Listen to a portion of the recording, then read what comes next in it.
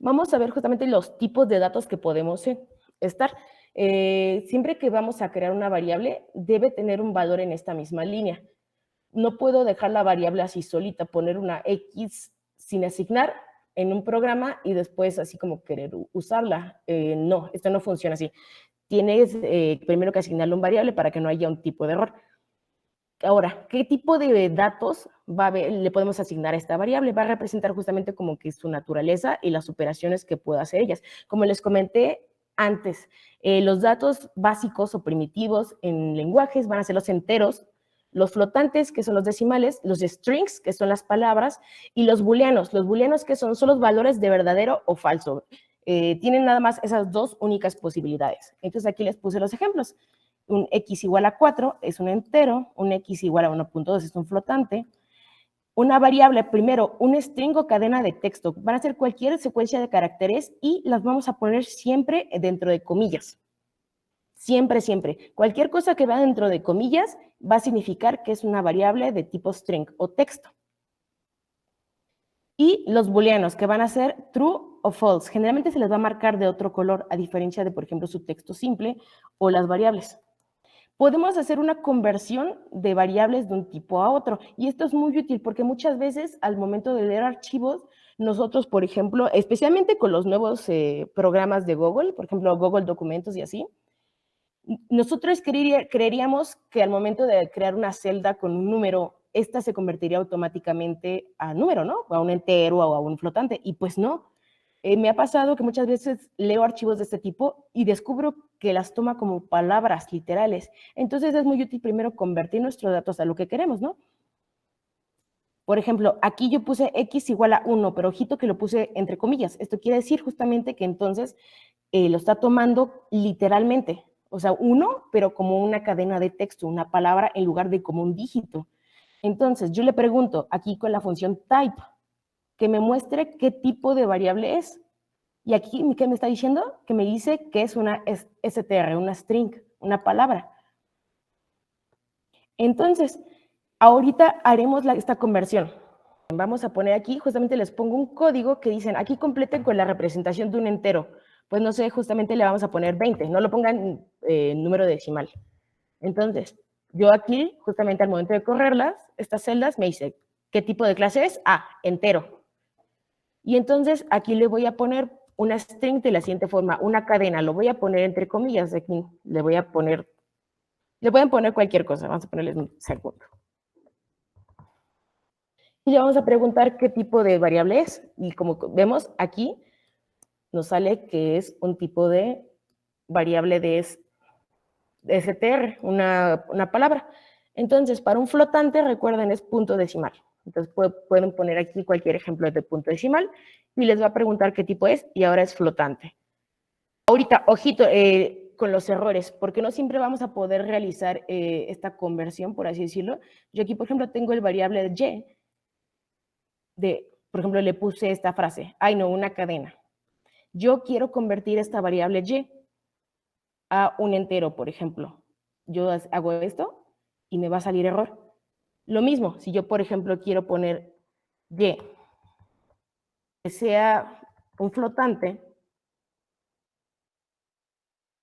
me va a salir también un error. Entonces, esto no se puede, no siempre vamos a poder. ¿Y esto por qué es? Porque justamente, ¿cómo le voy a pedir a la computadora que me convierta una serie de palabras a un valor? Esto no se puede. Bueno, al menos aquí en este lenguaje. Ya después, si manejas binarios, pues a lo mejor sí se podría, pero requiere un proceso todavía más largo. Vamos a seguir justamente con las operaciones con variables. Como les mencioné, podemos hacer muchas operaciones con los valores, con la información que guardemos dentro de una variable. Podemos hacer la suma, la resta, la multiplicación, ejemplos clásicos de eso. Noten todos los signos que se usan para la división, la multiplicación. Y también están como operaciones especiales, como quiere decir la división entera, que en lugar de, por ejemplo, aquí ven que me marca en la división 0.67, si yo ejecuto esto, lo que me hace la división entera es redondear. Entonces, como es 67, me va a redondear. Y también me va a mostrar aquí un módulo, que es con justamente el signo de porcentaje. Ahora, también podemos hacer operaciones no solamente con valores numéricos, sino también, por ejemplo, con las cadenas de texto o las palabras. Por ejemplo, la palabra, por ejemplo, aquí definí Y es igual a cadenita y X es igual a cadenita. Entonces, si yo quiero sumar, por ejemplo, estas variables, ¿qué va a hacer esto? Pues justamente también me va a poner aquí seguido cadenita, cadenita. Esto se va a llamar concatenación. Ojito que lo estoy haciendo con mis variables de tipo texto, porque va a ser muy diferente a la concatenación de este tipo a, por ejemplo, la concatenación de listas. Es un poco diferente. Entonces, ahora también puedo manejar la repetición, un paso de reasignación. ¿Qué quiere decir esto? Noten el orden y la secuencia que tiene esto. Primero, yo asigné a mi variable que sea igual a 6. Y luego yo ocupo este mismo nombre de la variable, que es X, y le digo, ahora X va a ser el valor que yo asigné más 1. Entonces ya no me va a mostrar que X es 6, sino X es 7. Puedo ocupar el mismo nombre que yo asigné a las variables para volverlas a usar. Es algo bastante útil, pero es un poco confuso a veces, porque justamente está diciendo, ¿cómo vas a hacer que X sea X más 1? Entonces, esta es una forma también de escribirlo un poco más simple. Como ven, me comí la segunda X. Aquí simplemente puse un más antes del igual. Es una forma de escribirlo un poco más simple. Y también puedo hacerlo con todas las operaciones aritméticas. Ahora, como vimos anteriormente, también función print siempre va a hacer que me muestre todo lo que estoy haciendo. Ahora, todos los programas que vamos a manejar de simulación y de ahora en adelante, en el preámbulo van a poner siempre lo que se llama sus librerías. ¿Qué son las librerías?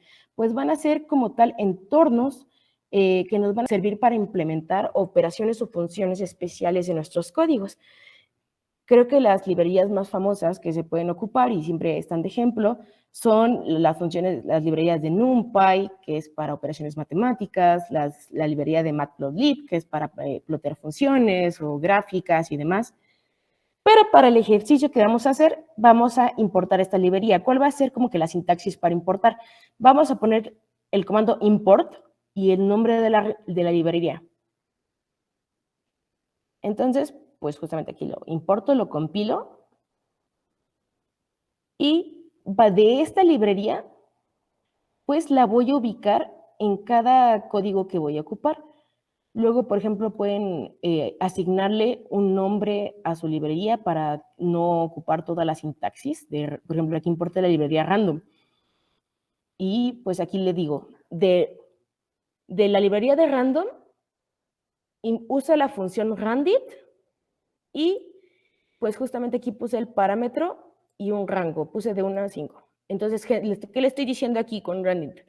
Genérame un número de 1 a 5. Entonces, cada vez que yo lo ¿Entero? corre, sí, exactamente, sí es entero. Cada vez que yo lo corra, me va a salir un número diferente. Yo puedo alterar este rango, puedo decirle que me lo ponga de 1 a 20. Entonces, cada vez que yo lo corra, esta librería me va a generar un número aleatorio de 1 al 20. Entonces, también justamente en su código a veces no es necesario, hay librerías que son sumamente pesadas, entonces no es necesario que invoquen toda la librería, sino, por ejemplo, pueden ubicar nada más la función que necesiten, si saben cuál es. Por ejemplo, aquí yo le dije, de librería random, por favor, impórtame la librería randint.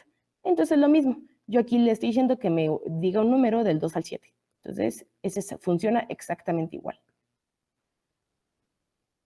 Ahora, si queremos importar, por ejemplo, todas las funciones de una librería, vamos a usar de nuevo la sintaxis de que de random, impórtame, y el asterisco significa que quiero que me importe todas las librerías. Ahora, como les dije anteriormente, lo compilo y pues todo está bien. Pueden ocupar sus librerías con un nuevo nombre, porque a veces es muy engorroso. Por ejemplo, los quienes hayan manejado, conozcan las redes de Machine Learning, TensorFlow. Cada vez que uses algún comando de esta librería, pues tendrías que poner TensorFlow.tal. Entonces es muy engorroso escribir todo el nombre. Entonces muchas veces es muy conveniente importar nuestras librerías, pero asignándoles un nuevo nombre. Por ejemplo, ya importa la librería de NumPy como NP, que siempre es como la sintaxis clásica, importa NumPy como NP. Y ahora, pues yo creo una pequeña lista de números y yo voy a asignar la variable vector y estoy diciendo, librería de NumPy, conviérteme esta lista a un arreglo de números y muéstramela. Las listas siempre van a ir en corchetes. Entonces yo les digo, mira, conviérteme en un arreglo de números y muéstramela. Esta es como que la forma más simple de un vector. Sería un vector de 1 por 5, pero sí es una forma muy básica de representación de un vector. Y vean cómo estoy justamente aquí invocando, a diferencia de arriba que dije, de random, así lo escribí completo, úsame randint. No, aquí estoy llamando a la librería NP, que es NumPy. Es una forma un poco más chiquita de usarlo.